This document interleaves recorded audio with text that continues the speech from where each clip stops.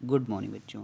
आज की आपकी क्लास है डीएलएड फोर्थ सेमेस्टर की, जिसमें इसके पहले की वीडियो में मैंने आपको आवेश के बारे में पढ़ाया था, आवेश के प्रकार और उनके बीच में लगने वाले बल मतलब कूलाम के नियम को पढ़ाया था। आज आपका जो उसके आगे का पार्ट है उसके अंतर्गत आपको पढ़ना है वैद्युत क्षेत्र या वैद्युत विभव। पहले बात करें वैद्युत क्षेत्र की, तो इसको समझने से पहले अगर मान लीजिए अभी वैद्युत क्षेत्र ना पढ़ा करके हम आपको भी पहले चुंबक के बारे में बताते हैं। अगर एक यहाँ पे चुंबक रखते हैं तो उसके चारों ओर एक क्षेत्र क्रिएट हो जाता है।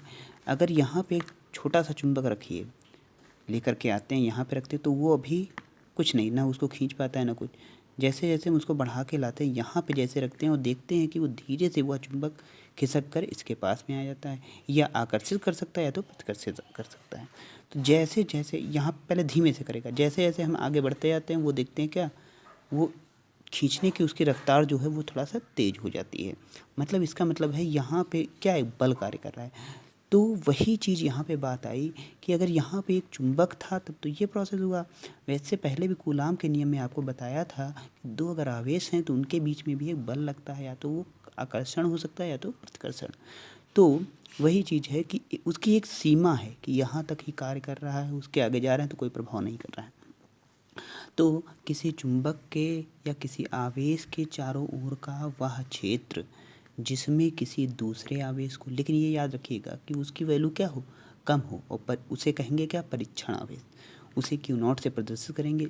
अगर उसको ले करके आते हैं किसी किसी आवेश के चारों ओर का वह क्षेत्र जिसमें किसी परीक्षण आवेश को लाने पर वो आकर्षण या प्रतिकर्षण बल का अनुभव करता है, तो उस क्षेत्र को क्या कहते हैं, वैद्युत क्षेत्र कहते हैं।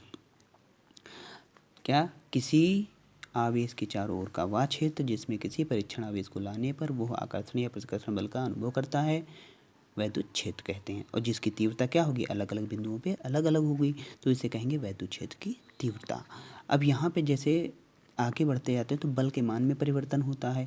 तो बल तथा उस आवेश, तो उस वस्तु मतलब उस आवेश पर लगने वाले बल तथा उस परीक्षण आवेश के अनुपात को क्या कहते हैं, उस बिंदु पर वैद्युत क्षेत्र की तीव्रता कहते हैं। तो किसी धन परीक्षण आवेश पर लगने वाले बल और उस परीक्षण आवेश के अनुपात को उस बिंदु पर वैद्युत क्षेत्र की तीव्रता कहते हैं। इसे ई से प्रदर्शित करते हैं। ई बराबर हुआ क्या, एफ अपॉन क्यू नॉट, वही अनुपात हो गया, तो एफ अपॉन क्यू नॉट बराबर ई या वैद्युत क्षेत्र। इसका मात्रक, बल का मात्रक न्यूटन, आवेश का मात्रक कूलाम, तो वैद्युत क्षेत्र का मात्रक न्यूटन पर कूलाम। यह क्या होता है, एक सदिश राशि होता है। ये हमेशा धन आवेश से निकलती हैं किरणें, और धन आवेश से निकलती हैं, मतलब धन आवेश के बाहर की ओर और ऋण आवेश में अंदर की ओर होती है। अब एक चीज़ और है कि वैद्युत क्षेत्र की दिशा परीक्षण आवेश पर लगने वाले बल की दिशा में होता है। अगर ये धन होगा तो इस पर बाहर की ओर बल लगेगा, तो मतलब वैद्युत क्षेत्र की दिशा क्या होगी, बाहर की ओर। अगर यही आवेश निगेटिव होता तो अंदर की ओर आता, तो जब अंदर की ओर आता तो मतलब वैद्युत क्षेत्र की दिशा क्या हो गई, अंदर की ओर। ओके बेटा, थैंक यू।